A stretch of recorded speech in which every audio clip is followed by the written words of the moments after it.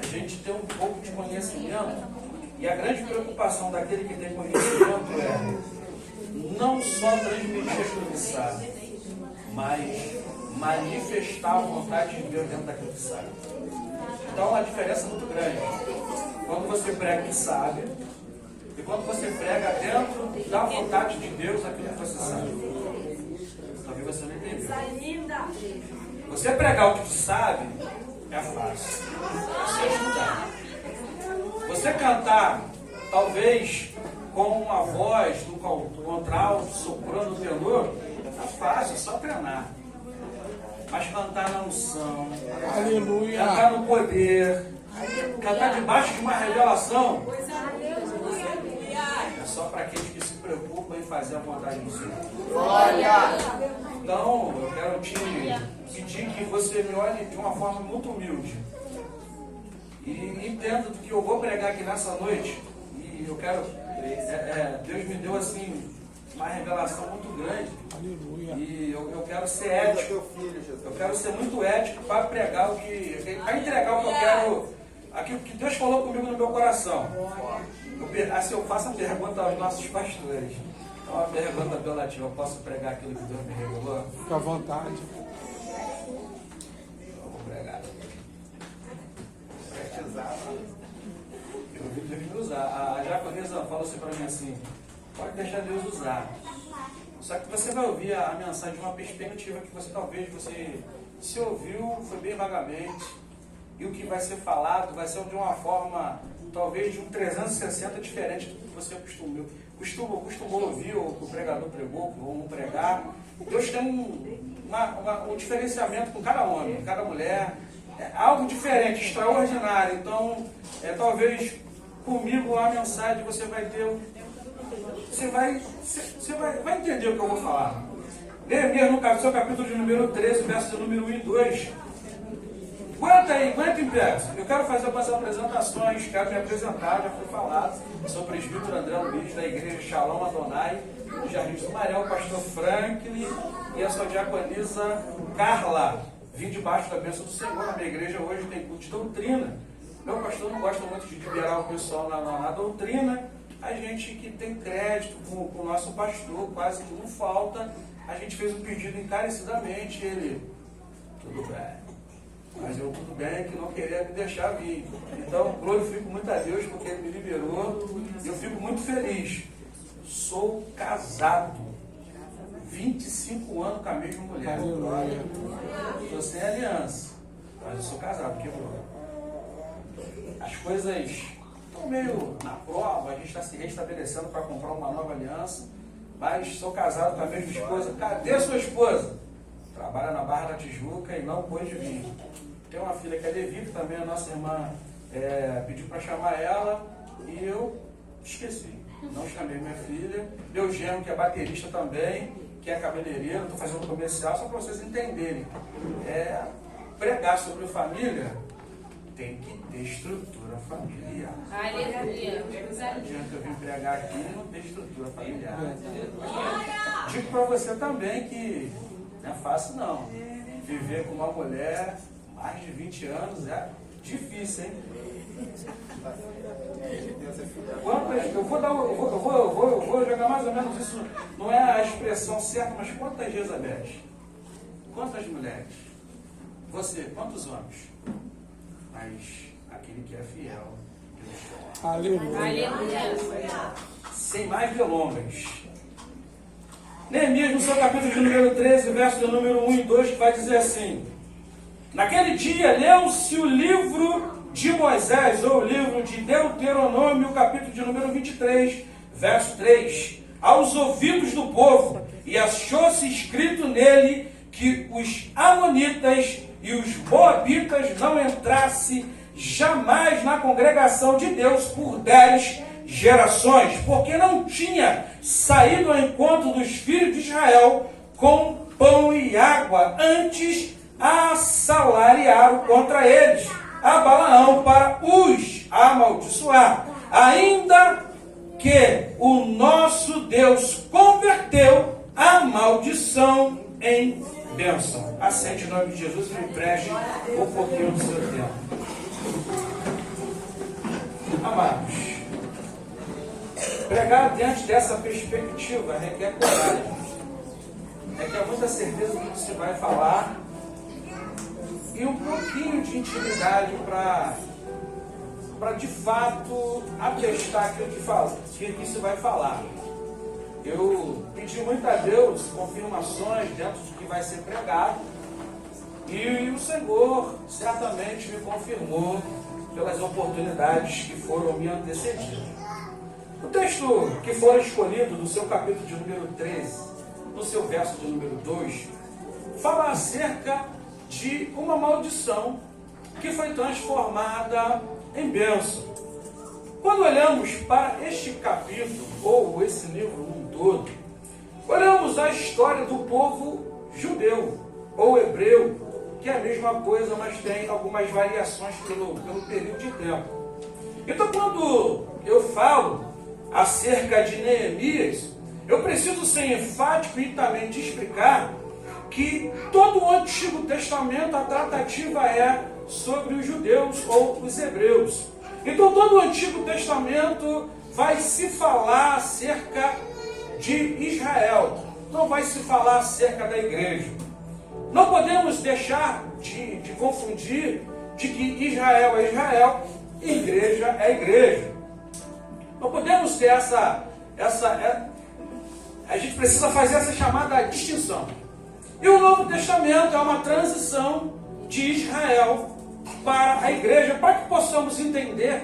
A palavra de Deus vai dizer, ele veio para os seus, mas os seus não o receberam. A todos quantos receberam, deles o poder de serem feitos chamados filhos de Deus, a saber, os que creram no nome do Senhor. Mas nós já começamos a entender que o Senhor Jesus veio para Israel, não para a igreja. Mas por Israel rejeitar o Messias e não o Salvador é para a igreja, agora Israel rejeita e agora Deus encerra ou pausa o tratamento com Israel e agora nos agracia a todos quantos receberam deles o poder de serem feitos chamados filhos de Deus. Agora a igreja agora tem a sua oportunidade. Posso dizer, diga-se de passagem, que a igreja é a extensão de Israel. Logo, o tratamento que Deus tem com Israel não é o mesmo tratamento que ele tem com a igreja. É totalmente diferente, totalmente distinto.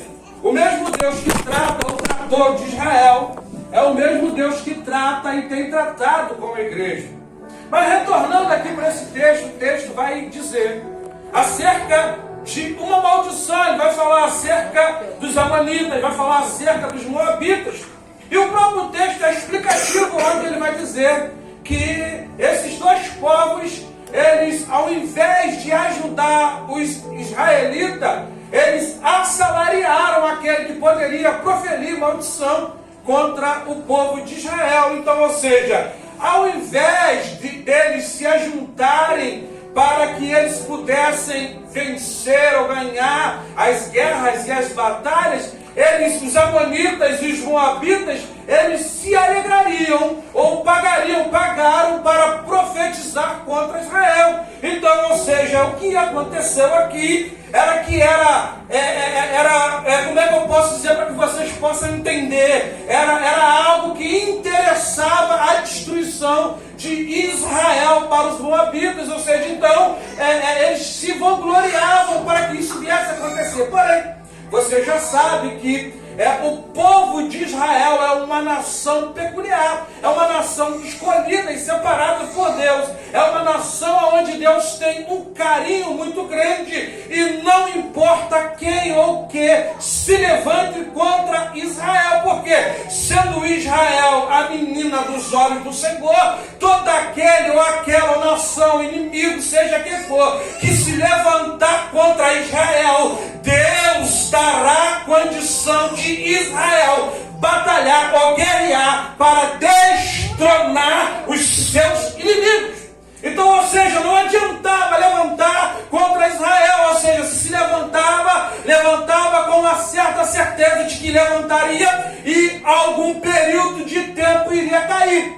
Porém, quando Deus advoga para Israel, é como se fosse feito um contrato de antigamente era. Deus tinha um contrato que era uma via chamada via de mão dupla. E essa via de mão dupla dizia o seguinte: enquanto Israel for fiel ao Senhor, o Senhor seria fiel a Israel. Ou seja, enquanto Israel se guardasse e não se contaminasse com outros povos, com outras nações, Deus guardaria o seu povo. Então, começamos a perceber que Deus não queria de forma alguma que Israel se prostituísse, tanto quanto ter outros deuses de outras nações, tanto quanto se relacionar os seus homens com as mulheres pagãs e vice-versa, as suas mulheres com os homens de nações pagãs e vizinhas. Ou seja,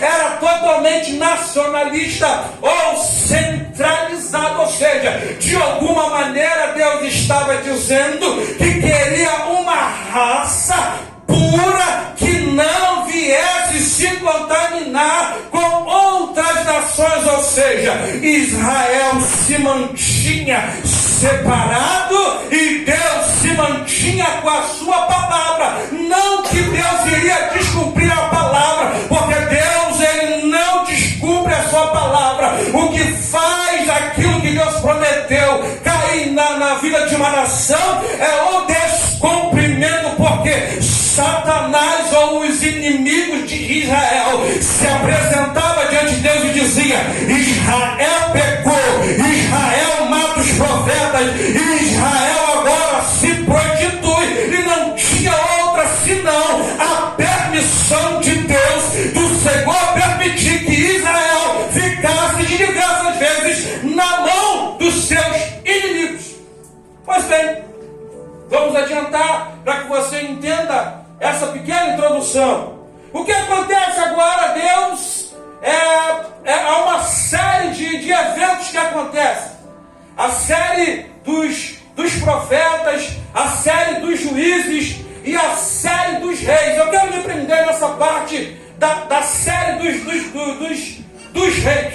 O que acontece? Você vai lembrar que no período juízes e o período de reis, houve-se uma expressão bíblica que dizia que todos faziam aquilo que bem queria. Ou seja, as pessoas poderiam fazer o que quiser, se casar com mulheres estrangeiras, se casar com homens estrangeiros, adorar a imagem, matar pessoas, elas poderiam fazer o que queriam. Israel estava numa condição aonde Israel fazia o que queria. Logo, percebe-se que Israel estava totalmente afastado da presença do Senhor. E o que acontece agora? Deus assume esse controle de liderar Israel. Logo se manifesta o reino chamado teocrático ao rei, ou seja, o reino aonde Deus já estava guiando o seu povo desde lá do deserto, ou seja, a teocracia de Deus. Porém, os judeus eles queriam algo diferente, porque para servir a Deus tinha o seu preço a se pagar. Para servir a Deus tinha algo a que se desprender. Para servir a Deus, naquela época, se Deus não se agradasse, lembre que estamos diante do período olho por olho, dente por dente. Ou seja, para agradar ao Senhor era necessário estar em separação, ou em outra palavra, chamada santidade. Mas eles olhavam para as nações vizinhas e eles viam que as nações vizinhas tinham uma coisa chamada rei, ou seja, tinha algo chamado monarquia. Ou seja, eles olharam e falaram: enquanto nós estamos na teocracia, não podemos fazer o que queremos, agora nós queremos copiar o que as nações inimigas têm, que é o rei. E logo Samuel entra na história. Você vai se situar, você vai perceber que quando Samuel ele começava a levar o povo, logo o povo entendia que Samuel não tinha tinha o padrão em que o povo queria ir. Você vai lembrar da palavra de Deus que vai dizer que o povo começa a rejeitar Samuel, ou seja, em outras palavras, Samuel leva para o seu coração e traz para Deus, e Deus, numa palavra, Deus conversando com Samuel, Deus fala assim: eles não estão te rejeitando, eles estão me rejeitando. Ou seja, eles queriam facilidade, eles não queriam dificuldade, é verdade. Tem pessoas que não querem ter algo de difícil. Logo quando acontecem as coisas difíceis, o que acontece? Ele pula. Logo quando acontece que as dificuldades vêm, as provações vêm, as adversidades vêm, a primeira coisa que ele fala: toma minha carteirinha, eu não quero mais dirigir o trabalho, eu não quero mais adorar o Senhor. O marido sai de casa, o filho entra para droga, as coisas acontecem, a porta de emprego fecha. Logo se percebe que as pessoas que não têm raiz, como foi falado, só quem tem raiz suporta o que eu já suportei. Ou seja, em outras palavras, quem não tem raiz entrega a carteirinha, quem não tem raiz se afasta, quem não tem raiz entrega ministério, quem não tem raiz volta a dançar a dança da garrafa, quem não tem raiz vai pro malhão, quem não tem raiz vai pro pagode, quem não tem raiz vai para outros lugares que não é a presença de Deus. Mas aquele que tem raiz entende, foi embora porque Deus permitiu, entrou no campo porque Deus permitiu, a porta se fechou porque ele quer ter ouro, que é maduro. Aleluia. Aí percebe-se que eu quero aqui fazer a representativa de teocracia, a liderança do seu pastor, a sua pastora, e monarquia, a tua vontade, o teu desejo. Existem pessoas que não conseguem ser liderado dentro da igreja, dentro do evangelho, não conseguem ser liderado dentro do trabalho, fica perguntando por que uma pessoa entrou agora e já foi promovida, por que entrou agora e começou a buscar se consagrar e já foi separado a obreira já vai dirigir o trabalho. Sabe por que isso aconteceu? Porque Deus olhou nessa pessoa e viu a necessidade dela de individualizar a obra. Sabe por que tem pessoas que não conseguem ser promovidos? Sabe por que tem pessoas que não conseguem alcançar ser obreiro, presbítero ou alguém do ministério? Porque, querido, existe uma coisa chamada lei da referência. E a lei da referência é o seguinte: se tu não consegue ser um bom filho em casa, se tu não consegue ser um bom esposo em casa, se tu não consegue ser um bom empregado no teu trabalho, como você vai conseguir ser um instrumento na mão do Senhor dentro da casa dele? Glória a Deus, aleluia. Tu és fiel, Jesus.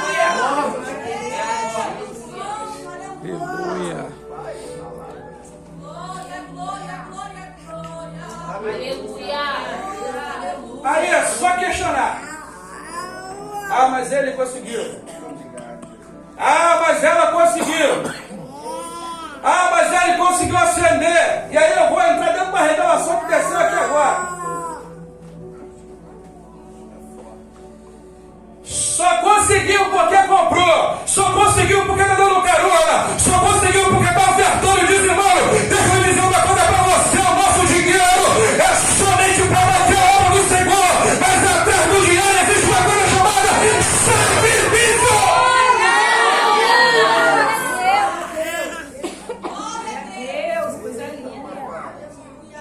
A obra de Deus não é comprada, não. Pode até achar que estão barganhando, mas existe uma coisa diante de Deus. Caim e Abel. Caim levou a sua oferta e Abel levou a sua oferta. Ambos levaram a mesma oferta. A diferença foi a forma que a oferta foi apresentada. Não importa o tamanho da tua oferta, não importa a grandeza da tua oferta, o que importa é a qualidade da tua oferta.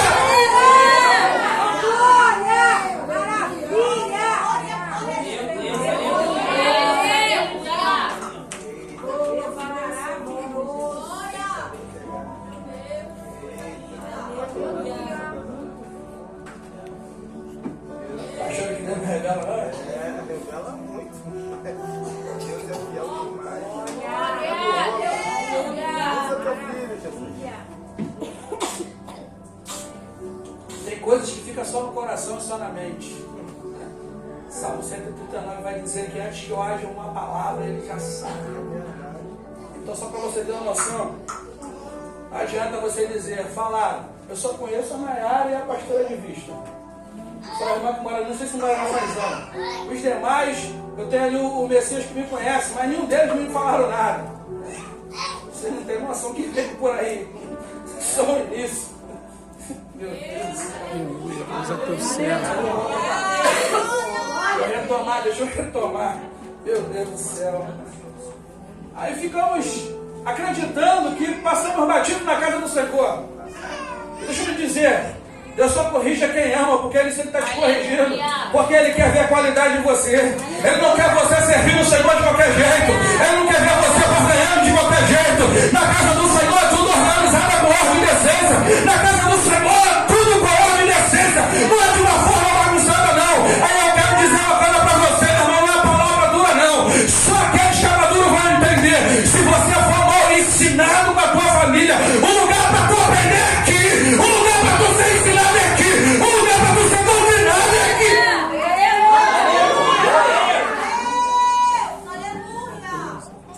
Fica triste não. Fica triste não. Eu fui mal ensinado. Meu pai tinha várias mulheres de Jardim Petrópolis. Tive que aprender na marra. Eu falei que tinha 25 anos, mas 25 anos não são fáceis não. Porque meu pai em São João tinha mulher, Caxias tinha mulher, Nova Iguaçu tinha mulher, Gramacho tinha mulher em vários lugares, tem mais de 10 filhos espalhados por aí. E quantos filhos eu tenho? Somente um, com a mesma mulher, essa diferença. Uma coisa é caráter, outra coisa é da continuidade. Se teu pai é macumbeiro, tua mãe é prostituta, se teu pai é bandido, 7-1 ladrão, você não tem que ser do expone a tua vida.